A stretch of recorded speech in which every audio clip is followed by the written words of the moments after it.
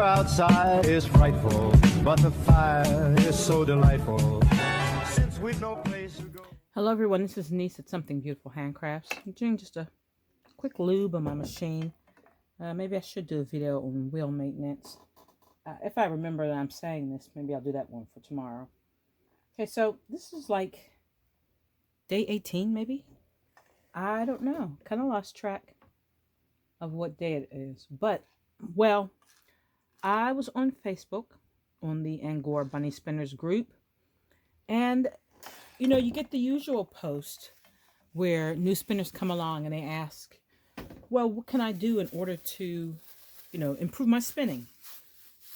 You know, beginner spinning, might have thick yarn, and you want to know how to get thin yarn, because that's the thing. And I was wondering if there was some kind of, you know, if there was a trick to getting thin yarn. And really, there's not a trick to getting thin yarn or even consistent yarn. The number one way to get thin yarn or consistent yarn is to practice. And I say that so casually, and you'd be surprised how that answer just does not go over very well. Everybody wants me to give them this secret thing as to how to spin thin yarn. There are some tips, because I did make mention of that in my other video, of how you can get thinner yarns, but the number one way to get a thinner yarn is simply to practice. You have to practice.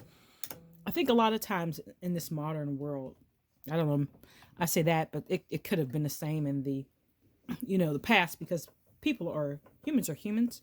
They've always been humans. Is that we want to be able to do something without giving it any practice at all. And that, quite frankly, is not practical. You know, we want to be told a set of instructions, and if I follow this instructions, X, Y, Z, my product will come out just like the person who I'm watching. And unfortunately, unless you've got a kit in a box, and even still, that is not always true. You have to work at it. I always said in the Facebook groups that you cannot look at what I'm doing and feel bad and judge yourself with what you're doing, because you have no idea what it takes for me to get this accomplished. I have a lot of time on my hands. Even when I was full-time working as a teacher, without kids or a family, I still had a lot of time on my hands.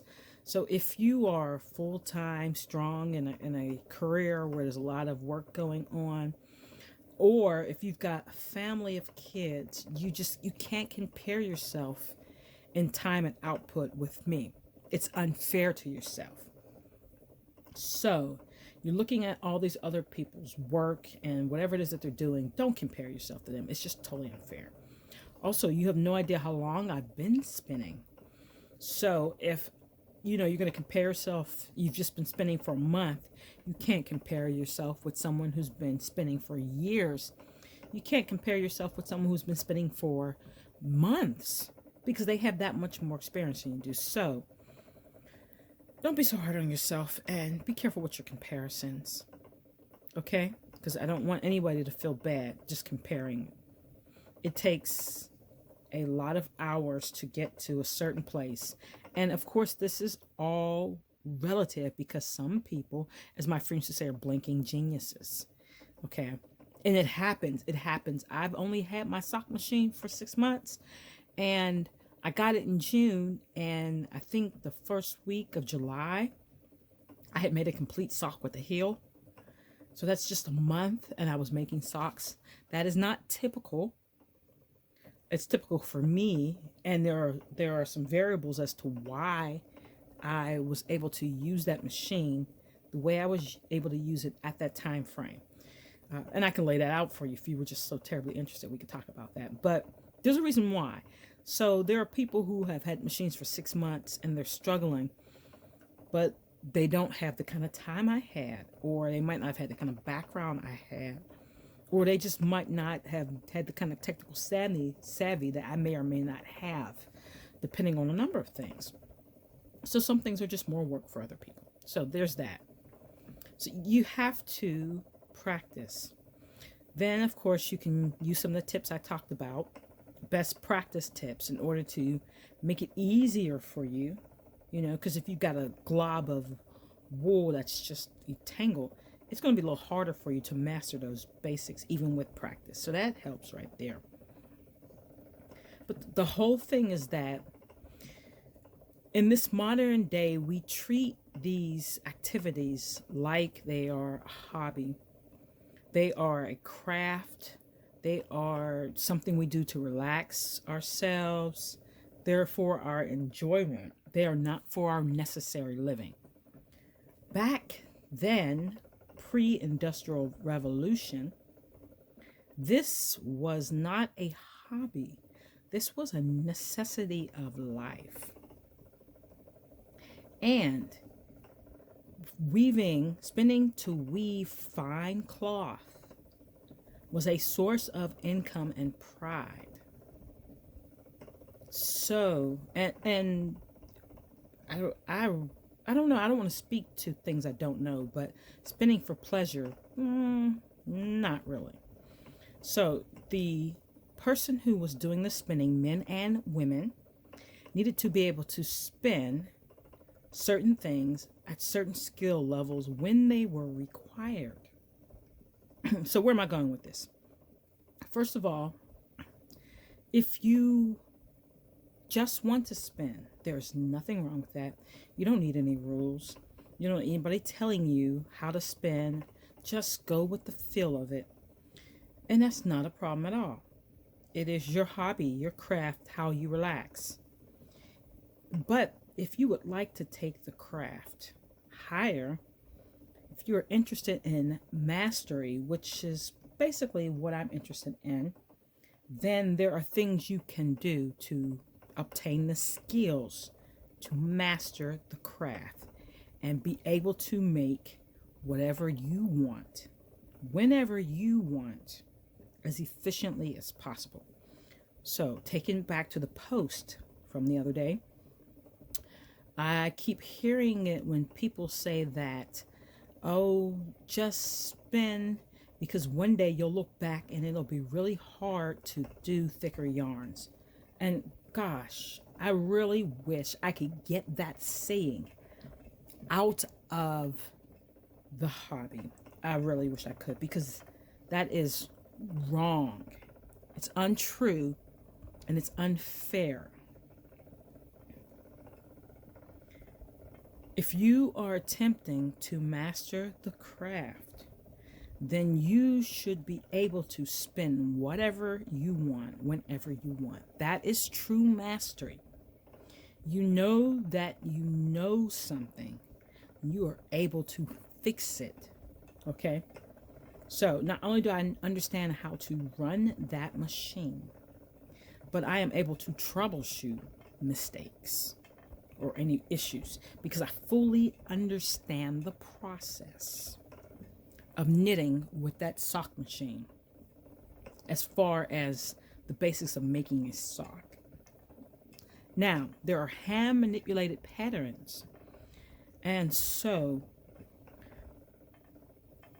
I have room to grow. And if I want to talk about mastery of the machine, I need to understand these hand manipulated patterns, okay? And there's so much going on that machine, but for me, the mastery of the machine is not knowing how to do everything, but understanding how it works, that I can achieve whatever it is I want on that machine, okay? The other stuff is patterns, and so I feel that same way about knitting.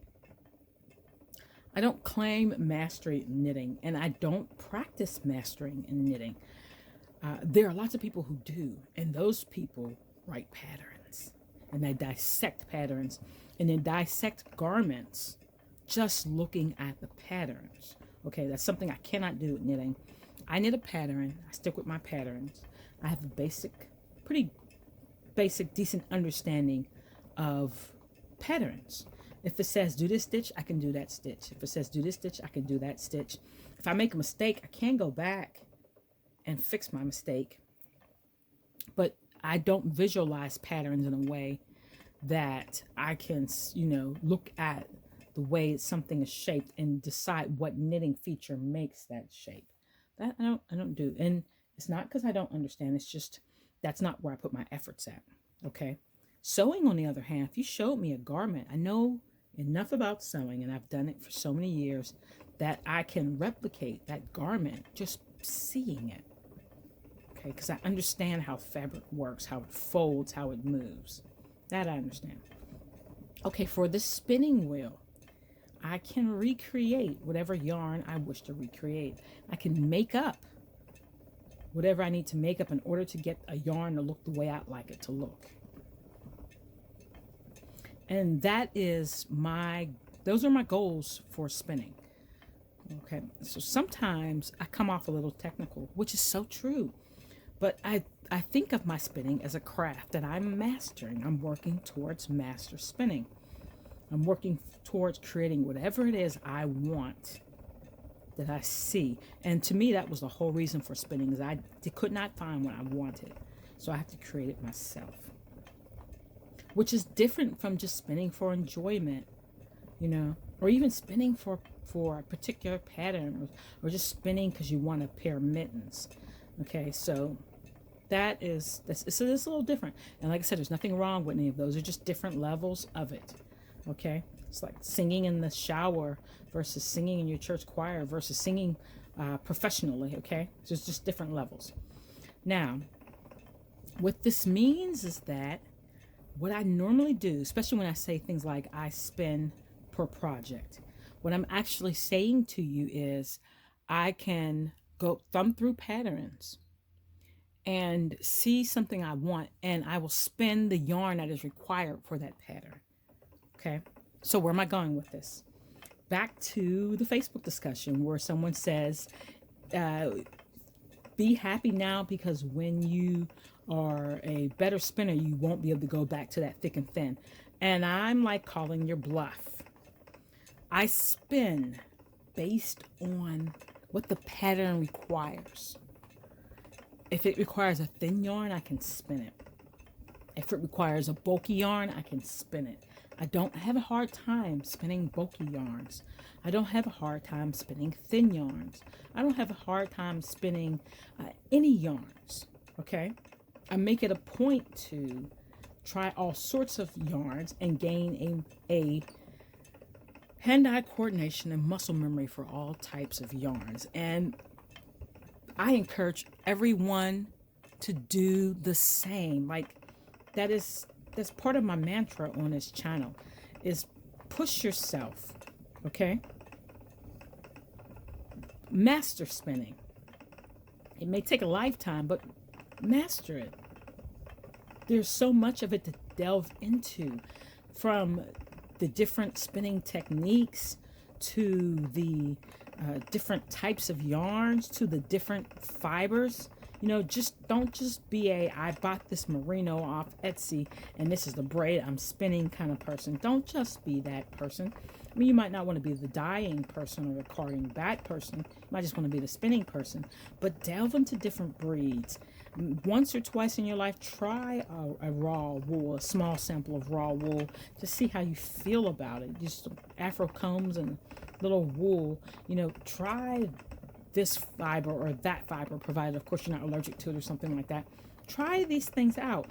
Get the Spinner's Book of Yarn Designs and go through that book like it's a workbook and try this out. You can join me in the Facebook group, which I've been a little negligent with, but I need to go ahead and get back to that group right after Christmas. That's where we'll start. Look at my videos on the Spinner's Book of Yarn Design. Delve into that. Make these different types of yarns, these textured yarns. Try them out. They are wonderful, beautiful yarns. That way you build that memory. That way you can, you know, if you need a thin yarn, if you need a thick yarn, you don't need 15 plies to get yourself a bulky yarn.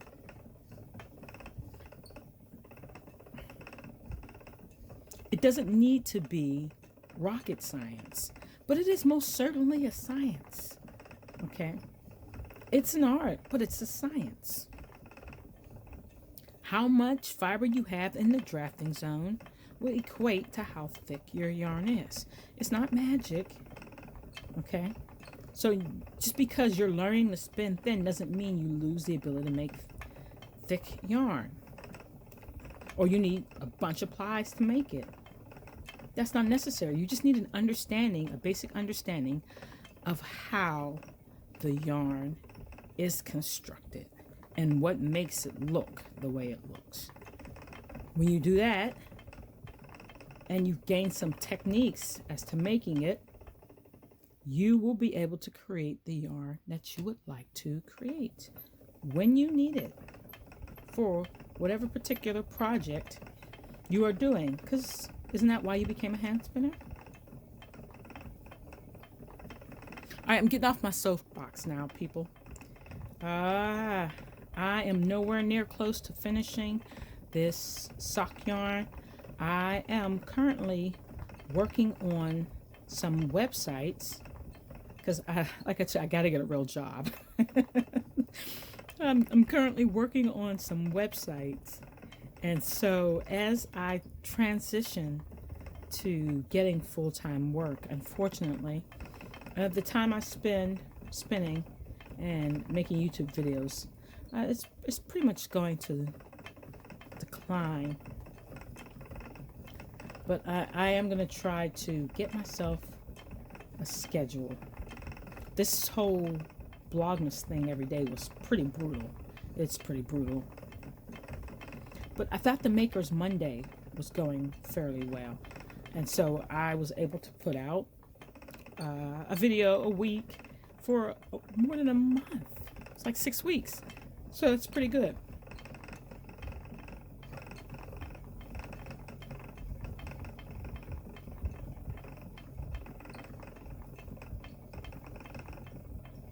And I'm pretty sure this project will keep me going for a while.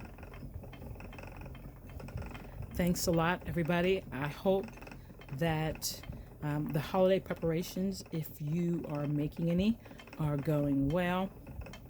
This is going to be a strange Christmas, but it reminds me of a rhyme we used to say in our classroom.